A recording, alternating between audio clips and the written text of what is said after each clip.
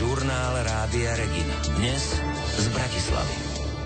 V Prešove sa začínajú zbierať podpisy pod ďalšiu petíciu. Tento raz je iniciátorom samotný primátor mesta.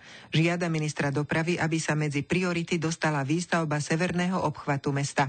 Organizátori petície hovoria dokonca o možnom blokovaní prístupových komunikácií do Prešova. Pokračuje Robert Latta. Primátor Prešova Pavel Haďari tvrdí, že petícia je reakciou na vyjadrenie ministra dopravy o prioritách. Chýba mu medzi nimi severný obchvat metropoly Šariša. Oficiálny názor, že prioritou pre ministerstvo je vybudovanie diaľnic Žilina Martin a Ivachnová Hubová. Tieto miesta ani zďaleka nie sú tak dotknuté nákladnou dopravou ako Prešov. Cez Prešov prechádza asi 50 000 aut denne priamo cez obytné zóny. To sa nedieje ani v jednom meste na Slovensku. Sme pripravení aj pritvrdiť, to znamená zablokovať nákladnú dopravu na niekoľko hodín, aby si vláda uvedomila skutočne ožehavosť situácie. Na aktivitu Pavla Haďariho reaguje jeho protikandidát v blížiacich sa voľbách Ondrej Matej. Považujem absolútne za unikát, aby človek, ktorý je štatutár mesta, organizoval petície, pričom petícia je nástroj občanov a nie politikov, namiesto toho, aby vysvetlil občanom, prečo 4 roky v tejto veci nič nekonal. Pavel Haďari obvinenia z toho, že bol doteraz neaktívny, odmieta. Dokumentácia, ktorú máme na úrade, svedčí o tom, že sme vždy žiadali, aby prioritou boli obchvaty. O stanovisko sme požiadali aj zmienené ministerstvo dopravy. Riaditeľ odboru pre vzťahy s verejnosťou Ľubomír Tušer odmieta, že by ministerstvo opomínalo východ Slovenska. Už v novembri vyhlásime súťaž na diaľničné úseky pri Levoči a prvý úsek rýchlostnej cesty, ktorý sa začal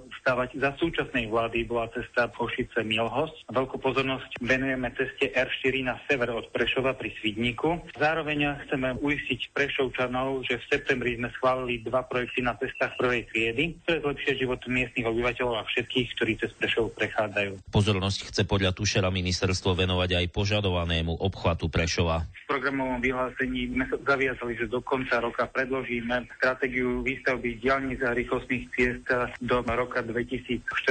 Určite na tento úsek budeme myslieť pri príprave tejto stratégie.